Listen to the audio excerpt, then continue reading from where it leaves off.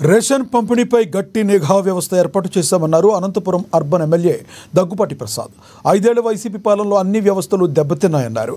Ration పంపిణీ వ్యవస్థ కూడా అస్తవ్యస్తమైపోయిందన్నారు. అనంతపురం జిల్లా పాత పద్ధతిలో రేషన్ పంపిణీని ప్రారంభించారు.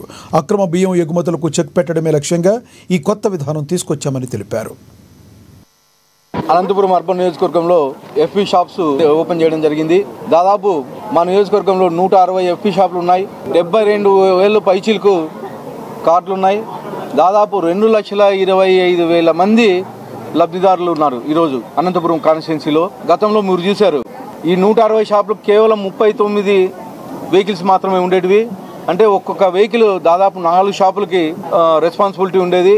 ఎక్కడే కానీ అంటే ఒక్కొక్క వెహికల్ చోటు దగ్గర కేవలం 2 రోజులు మాత్రమే ఉండి డిస్ట్రిబ్యూట్ చేసేవారు. కానీ ఈరోజు 1వ తేదీ నుంచి 15వ తేదీ వరకు పొద్దున 8 గంటల నుంచి 12 గంటల వరకు, సాయంత్రం 4 గంటల నుంచి 8 గంటల వరకు ఎఫ్పీ షాప్స్ ఓపెనింగ్ ఉంటాయి. అలాగే 65 ఏళ్ళు పైచీలకు ఉన్న వాళ్ళకి, అలాగే ఫిజికల్ హ్యాండిక్యాప్డ్ వాళ్ళకి, ఎవరైతే ఈ బెడెడ్ వీళ్ళు ఎవరైతే ఉన్నారో వాళ్ళందరికీ మా స్టోర్ డీలర్లు వెళ్ళి ఇంటికి సరఫరా చేయడం జరుగుతుందని చెప్పి తెలియజేసుకున్నాం.